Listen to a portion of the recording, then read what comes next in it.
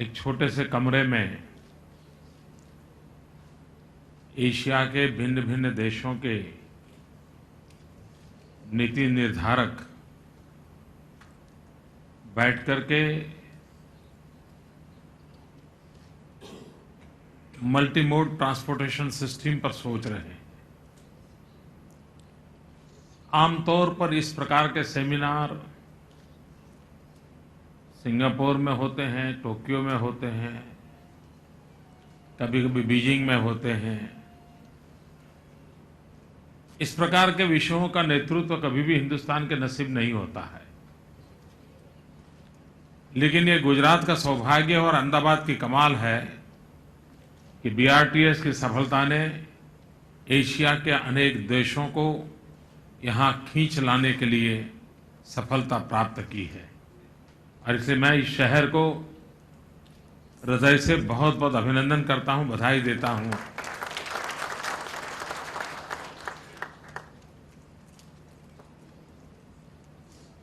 जब गुजरात में भयंकर भूकंप आया और आज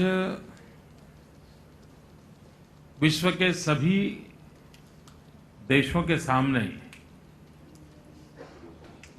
ट्रांसपोर्टेशन विषय को लेकर के एक बहुत बड़ा चिंता का हम अनुभव कर रहे हैं। एक तो बढ़ती हुई जनसंख्या, मल्टीमोड ट्रांसपोर्टेशन सिस्टम्स, बढ़ते हुए व्हीकलों की संख्या,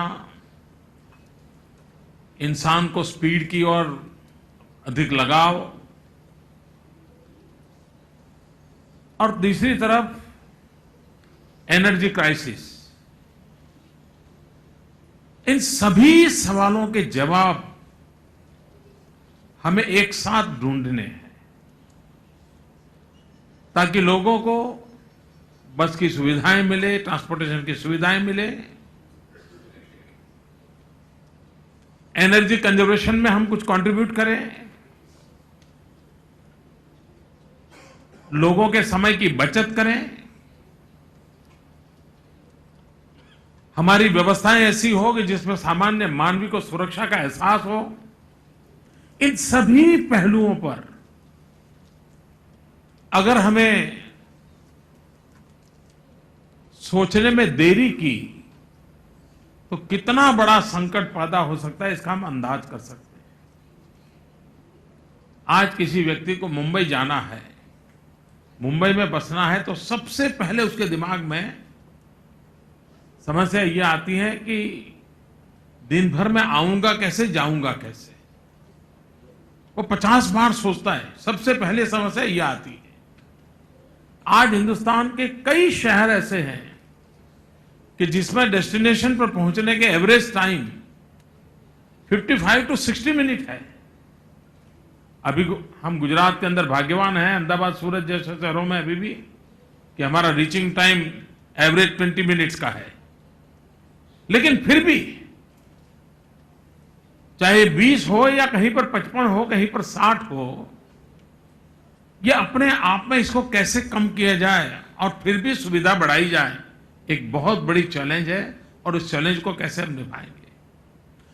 दूसरी बात है, इन सारे विषयों को अगर हम टुकड़ों में सोचेंगे कि चलिए भाई, आज अब लोगों को आने जाने में दिक्कत हो रही है तो ट्रांसपोर्ट के लिए सोचो, फिर कभी बैठेंगे तो सोचेंगे स्कूल को जाने वाले बच्चों की व्यवस्था के लिए सोचो, तीसरे दिन सोचेंगे तो भाई चलिए वहां कोई फेस्टिवल हो रहा है तो वहां का कुछ सोचो।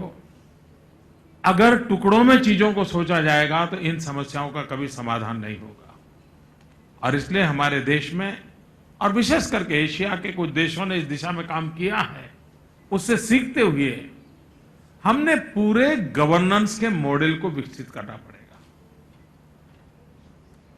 हमने अर्बन डेवलपमेंट का साइंटिफिक अप्रोच क्या हो, इस पर हमने बल देना होगा। हम सिर्फ हाउसिंग इंडस्ट्री को एड्रेस करें और हाउसिंग प्रॉब्लम को एड्रेस करें और रोड इंफ्रास्ट्रक्चर को न करें, हम रोड इंफ्रास्ट्रक्चर को करें लेकिन ट्रांसपोर्टेशन को न करें, हम ट्रांसपोर्टेशन को करें लेकिन पावर सप्लाई को न करें, हम पावर सप्लाई को करें लेकिन गैस ग्रिड को न करें, हम गैस ग्रिड को करें लेकिन ब्रॉडबैंड कनेक्टिविटी न दें। अगर हम ऐसा टुकड़ों में करेंगे तो मैं नहीं मानता हूं कि हम सुविधाओं को पहुंचा सकते हैं।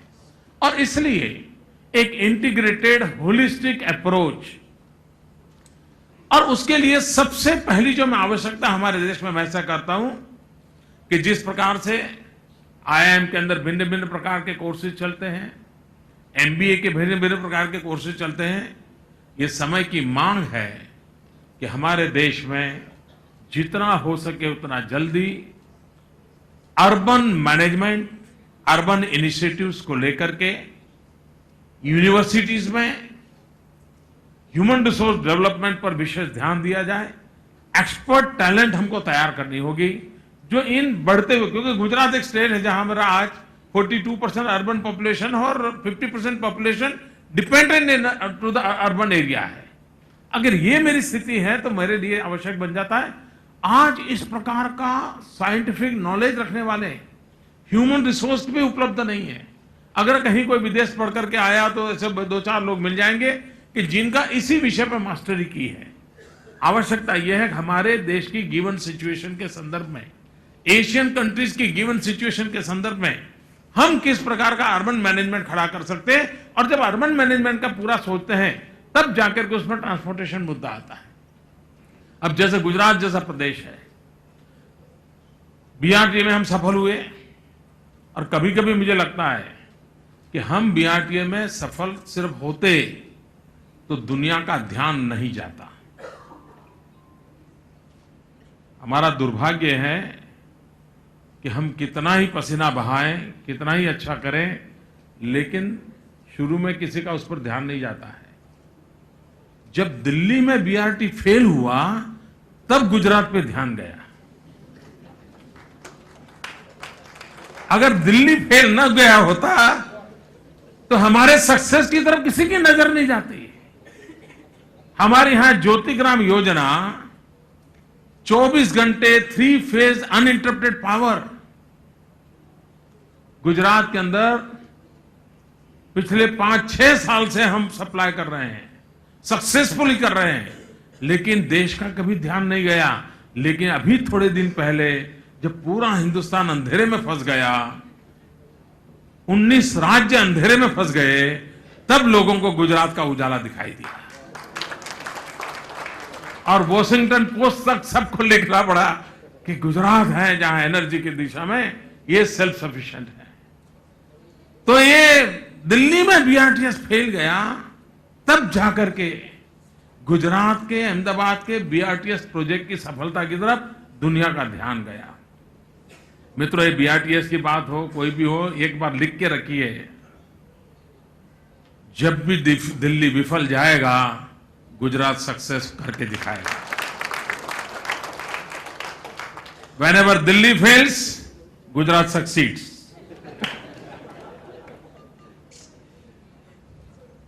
और हम सफलता की दिशा में, सफलता की ओर लोगों को ले जाने के पक्ष में हैं। अब हम बीआरटीएस पर रुकने के मूड में नहीं है, हम और ट्रांसपोर्टेशन सिस्टम की ओर आगे बढ़ना चाहते हैं। अभी आप लोगों को जिस दिन मैंने कांकरिया रिवर फ्रंट का लोकार्पण किया था, उस दिन हमने कहा था हिंदुस्तान में पहली बार हम एम्फी सर्विस को शुरू करने जा रहे हैं। साबरमती रिवर फ्रंट के अंदर जो कि नर्मदा का पानी बहा है, अब उसमें हम उस ट्रांसपोर्टेशन को मोड को ला रहे हैं कि जिसमें बस पानी में चलेगी और जहां पानी पूरा हो जाएगा फिर वो जमीन पर दौड़ने लगेगी। हमने नई नई व्यवस्थाओं का उपयोग करना होगा। अब गुजरात के पास 1600 किलोमीटर कोस्टलाइन है,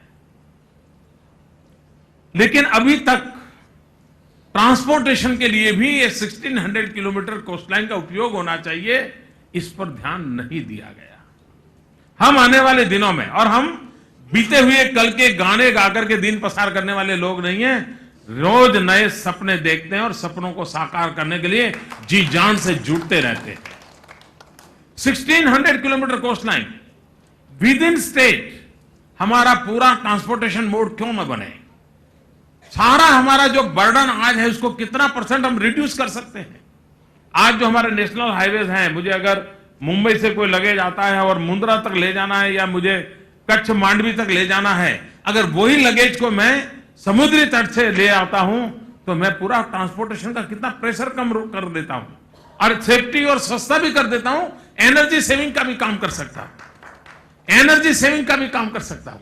और इसलिए हम 1600 किलोमीटर कोस्ट लाइन पर अभी इंफ्रास्ट्रक्चर खड़ा कर रहे हैं।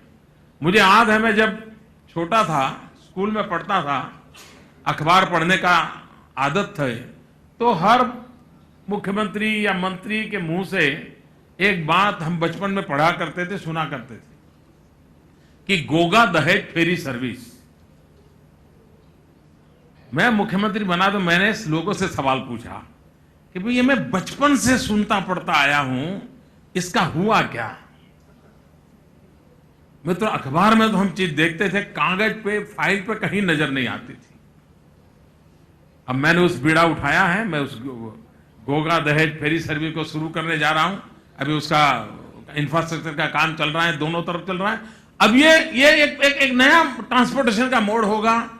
100 से अधिक व्हीकल उसके अंदर आ जाएंगे, 1000 से अधिक पैसेंजर आ जाएंगे।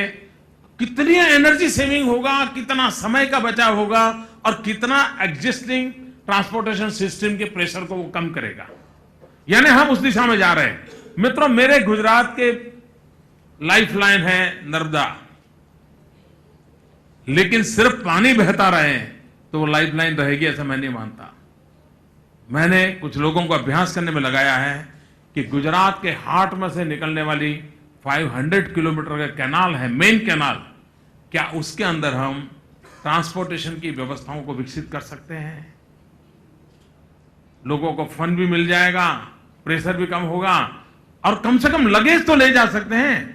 छोटे से पानी से 1 फुट ऊंचे ऐसे बोझ भरे तो कहीं पर भी ब्रिज आता होगा, नाले के नीचल से निकलना होगा, तो भी वो 500 किलोमीटर लॉन्ग, यानी जो काम करने के लिए अरबों खरबों रुपए 500 किलोमीटर रोड बनाने के लिए लग जाएगा, वो आज वाटरवे ट्रांसपोर्ट सिस्टम से हो सकता है क्या।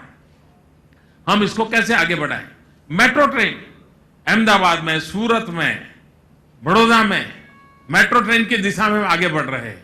लेकिन अगर सूरत का मेट्रो ट्रेन का मॉडल एक होगा, बड़ौदा का मेट्रो ट्रेन का एक होगा, अहमदाबाद का मेट्रो ट्रेन का एक मॉडल होगा, तो ये बिखरी हुई अवस्था हमें मंजूर नहीं है। और इसलिए हिंदुस्तान में Gujarat will be the first state जो हम आने वाले दिनों में multi mode affordable transport authority का निर्माण करने वाले हैं। एक अम्ब्रेला के नीचे गुजरात के सभी शहरों में इंटर सिटी के लिए, इवन जो हमारे नए स्पेशल इन्वेस्टमेंट रीजन बन रहे हैं वहां पर ये मल्टी मोड एफोर्डेबल, इस काम को करने के लिए एक सेपरेट ट्रांसपोर्ट अथॉरिटी बनाएंगे और शॉर्ट फॉर्म होगा उसका MATA, माता। और माता शब्द आते ही मिलता है, सुविधा ही सुविधा मिलती है जहां माता शब्द होता है। तो ये माता शब्द के साथ multi mode affordable transport authority का निर्माण गुजरात के अंदर किया जाएगा और जितने भी प्रकार के आवागमन के संसाधनों की व्यवस्थाएं हैं, आज एग्जिस्टिंग हैं, नई आने की संभावनाएं हैं, एक होलिस्टिक और एक दूसरे के साथ कॉन्ट्राडिक्टरी ना हो, एक दूसरे के साथ नए कॉन्ट्रास्ट पैदा कर ऐसे ना हो, एक दूसरे को पूरक हो और व्यवस्था ऐसी कॉमन हो ताकि काफी खर्च नीचे लाया जा सकता है। अगर सूरत का एक मोड़ है, अहमदाबाद का दूसरा मोड़ है, तो दोनों का सप्लाई करने वाली टीमें अलग बन जाएगी, खर्च ज्यादा हो जाएगा। लेकिन अगर मार्केट कॉमन पैदा किया जाए तो मैन्युफैक्चरिंग भी कॉमन होगा, तो उसके कारण उसकी कॉस्ट नीचे लाने में भी बहुत सुविधा होगी और उस दिशा में काम करने का हम प्रयास कर रहे हैं। मित्रों, जो लोग गुजरात की विकास यात्रा को देखते हैं, मैं जानता हूं स्वस्थतापूर्वक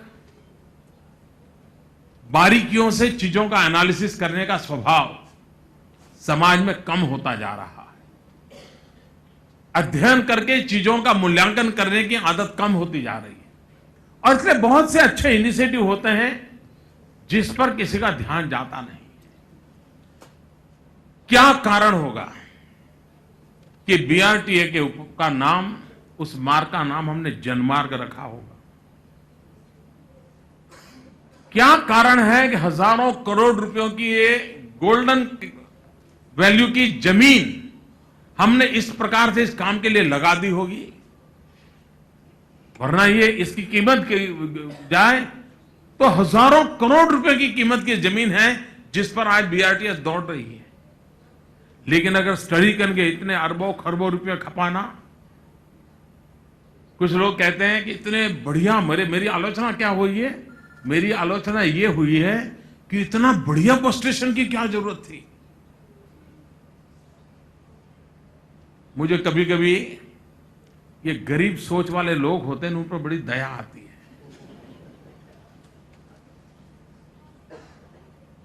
सामान्य मानवी के लिए अगर अच्छी सुविधा होती है तो लोगों के आंख में चुभने लगती है, लेकिन अरबों खरबों का एयरपोर्ट बन जाता है तो लोगों की आंख में नहीं चुभती है। एयरपोर्ट अच्छा क्यों बना, कोई सवाल नहीं पूछता है, लेकिन बस स्टेशन अच्छा क्यों बना, हमें सवाल पूछा जा रहा है। क्या सामान्य मानवी के लिए अच्छी सुविधा नहीं होनी चाहिए? हमें इसके लिए क्वेश्चन किया जाता है।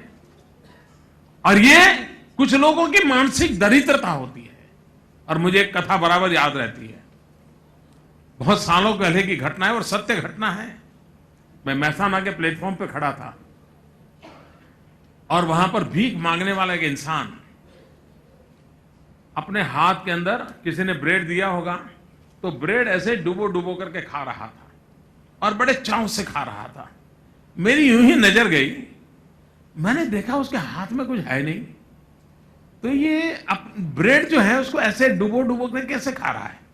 तो मेरा मन कर गया उस गरीब आदमी के पास जाके मैंने पूछा, मैंने कहा भैया तुम ब्रेड खा रहे हो, तेरे हाथ में तो कुछ है नहीं, ये ऐसे बराबर डुबो डुबो करके क्यों खा रहे हो?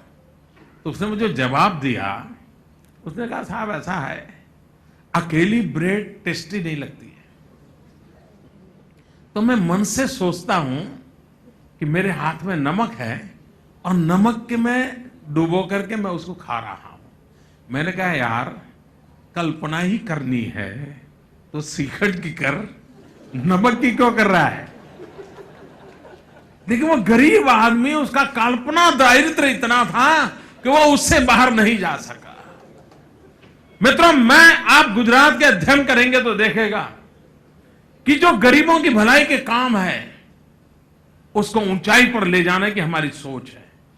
हमने ज्योतिग्राम योजना क्यों की? सामान्य मानवी को 24 घंटे बिजली क्यों नहीं मिलनी चाहिए? अमीर को तो अपने घर में जनरेटर लगा सकता है, गरीब के घर में स्विच ऑन करने से बिजली मिलनी चाहिए। उस गरीबों के प्रति लगाव का परिणाम है कि ज्योतिग्राम योजना ने जन्म लिया। 108 क्यों आई? किसी अमीर को अस्पताल जाना है तो उसके लिए 50 एम्बुलेंस घर के सामने खड़ी हो जाएगी, हेल्थ केयर करने वाला पूरा कॉन्वॉय उसके घर आ जाएगा। सामान्य आदमी बीमार हो तो कहां जाएगा? और उस पीड़ा में से, उस दर्द में से 108 सेवा का जन्म हुआ और आज गरीब से गरीब व्यक्ति 1 रुपया का खर्च किए बिना 108 अपने घर पे बुला सकता है और उसको आगे ले जा सकता है। अभी परसों हमने एक कार्यक्रम को समर्पित किया, हिंदुस्तान में पहली बार ऐसा कार्यक्रम हमने दिया है, खिलखिलाट। ये खिलखिलाट योजना अस्पताल तक तो ले जाती है 108, लेकिन जब वो ठीक होने के बाद बच्चा जन्म लेता है और बच्चे को लेकर के घर जाता है और उसको अगर सही व्यवस्था नहीं मिली और 48 आवर में बच्चा जब घर जा रहा है और कोई इंफेक्शन लग गया तो हमें बच्चे की जान गंवानी देनी पड़ती है। उस बच्चे की जिंदगी बचाने के लिए उस मां और नवजात शिशु को उसके घर तक छोड़ने के लिए मुफ्त में ट्रांसपोर्टेशन देने का काम ये खिलखिलाट योजना हमने समर्पित की 2 दिन पूर्व की। हर योजना में हमारे केंद्र में गरीब है। बीआरटीएस गरीब सामान्य मानवी को समय पर पहुंचने के लिए और सम्मान पूर्वक बैठने के लिए हमने व्यवस्था की। हमने स्मार्ट कार्ड बनाया तो किसके पास बनाया? स्मार्ट कार्ड व्यवस्था एक सामान्य मानवी के लिए टिकट की व्यवस्था की। हमने बिलो पॉवर्टी लाइन के लोगों को जो सस्ता अनाज की दुकान से पीडीएस सिस्टम का लाभ होने के लिए दुकान पर जाते हैं, गुजरात इज ओनली स्टेट जिसने बार कोड सिस्टम बनाई है ताकि उसको किस तारीख को माल मिला वहां तक का पूरा रिकॉर्ड होगा और कोई दुकानदार उसको डिनाई नहीं कर सकता है। इस प्रकार की व्यवस्था क्यों की? हमारे दिल दिमाग के अंदर हर पल एक गरीब आदमी की सुख सुविधा रहती है। जितनी भी योजना है उसका कोई अध्ययन करेगा तो उसको ध्यान आएगा। गुजरात प्रदेश है, 2001 में जब मैंने कार्यभार संभाला था तब मेरे राज्य के अंदर मुश्किल के 32% माताएं ऐसी थी जो इंस्टीट्यूशनल डिलीवरी का लाभ मिलता था, अस्पताल में उनकी डिलीवरी होती थी। ओनली 32%।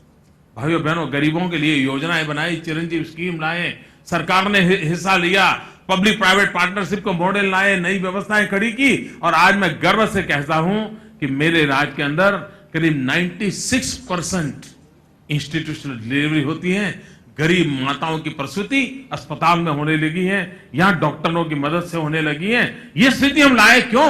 मुझे गरीब मां को बचाना है, गरीब बच्चों को बचाना है और इसलिए की है। जितनी भी योजनाओं का अध्ययन करोगे वो बीआरटीएस का होगा तो भी उस योजना के केंद्र में सामान्य मानवी की सुविधा है, गरीब मानवी की सुविधा है।